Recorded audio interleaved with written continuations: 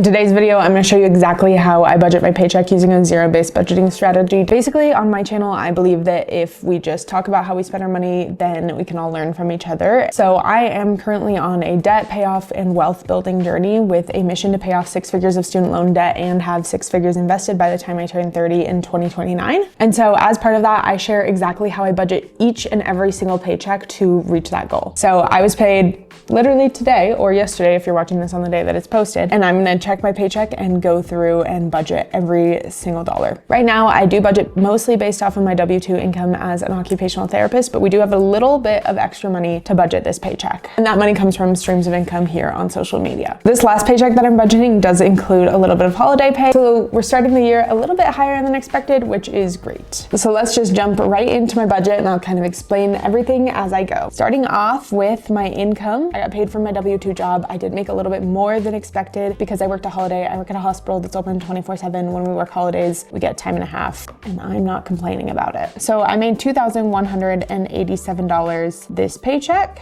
and then Jake contributes $2,500 each pay period to our living expenses. Brought home $2,500 to us. Thank you, Jake, for your contributions. Okay, now we have a couple more pieces of income to talk about, which is really exciting starting off the bat. Okay, so on January 6th, I was paid out $39.47 from Etsy. Right now, I just take all of my Etsy money and send it straight to my bank account, and then I take my YouTube money and split that up for things like taxes and business expenses. Etsy pays out every Monday, and then YouTube pays out once a month for their AdSense views. So I'm curious what that'll be, but that'll be towards the end of the month. So that gives us $4,726.47 to budget. The way that I operate my money is I give every single dollar a job. So all of this money, for the most part, unless we roll a little bit of it over to the next pay period, will have some sort of work. When I give money a job, that doesn't necessarily mean that I've spent it, but I have specific targets that I want to hit and spend within. So I track all of this under my buckets, and that just means that I am putting money into a bucket, and then when I spend, I'm taking money out of that bucket. Any money that's left over in a bucket at the end of the month rolls over, and the way that I've built my budget template is that it does roll over. I can show you an example once we assign some expenses here, but we're just going to hold on to that thought because before I do anything ever, I always make a debt payment. And we are going to pay $1,000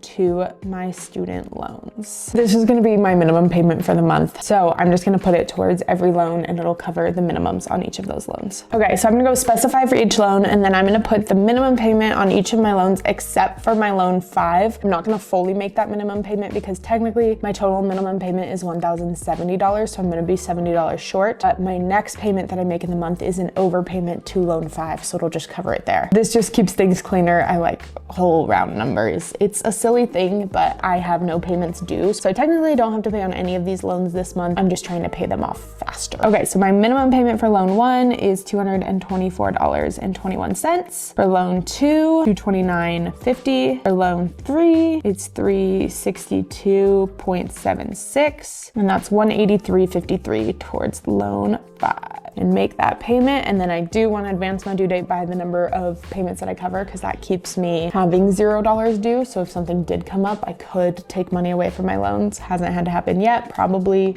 I won't say anything actually. We're just gonna let that ride. Submit. Great. We have a $1,000 payment pending. Quick update on all of my loans since we're here. My total balance right now is $73,995. So we're about to bring that down to just about $73,000 with interest. First loan has a balance of $18,593. My second loan has a balance of $19,307. My third loan has a balance of $26,296. And then my fifth loan has a balance of $9,798. This is the loan that I'm currently tackling and working on, and it will be paid off this year, which is really exciting. The sooner the better, really. Wait, you guys.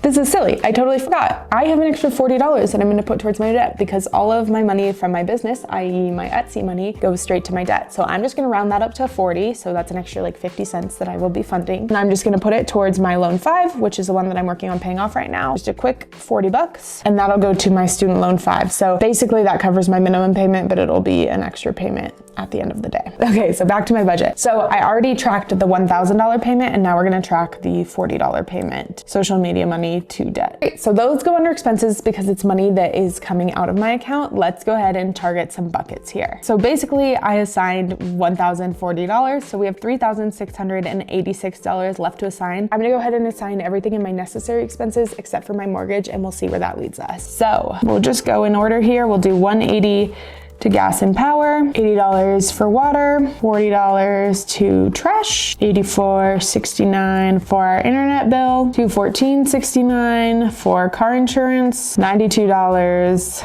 for our phone bill, $1,000 for groceries, $350 for fuel, and $200 for household expenses. Okay, that leaves me with $1,445 left to assign. So we're just gonna keep going with our extra expenses and make sure that we assign that money, starting with my fun money, which is $200. This is money that I can spend on literally anything I want. And then we assign $75 to date night and $75 to eating out. These are different activities. This month for date night, we're gonna go to a comedy show, but that's later in the month. Okay, and then the last one is subscriptions, which we put $55 a month towards. So for a lot of these, I'm budgeting based on the year's expenses.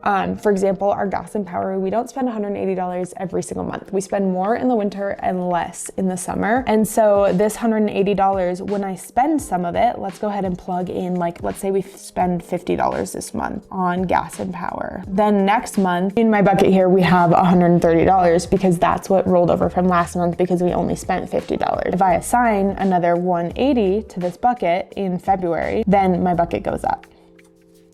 So that's the basic principle of the buckets. Okay, now we still have $1,040 left to assign. I know that on Monday, my money is gonna be taken for my Roth IRA. So I'm gonna go ahead and just track that as an expense because I know that it's going, which then leaves me with $415. So I can also put my savings money away and we'll make that transfer too. So again, this is all happening January 9th. We are gonna put $100 to travel, $43 goes to my ski pass, $50 goes to car maintenance, $55 goes to gifts, and $10 goes to my credit card fees that I save for every month because I love them. Okay, and then this should leave us with just a couple $100 left over to roll into our next paycheck. Yep, $177. So that will roll into my next paycheck to pay for my mortgage and my second debt payment, and that's all I'll have to budget for my next paycheck. The other thing that I do regularly during the month is track my spending. I like to track every single dollar because it gives me a clear picture that I'm spending within my means and also spending on things that I actually care about. Tracking just really helps me have a really good picture of my money, and it takes 5 minutes, so I don't mind doing it.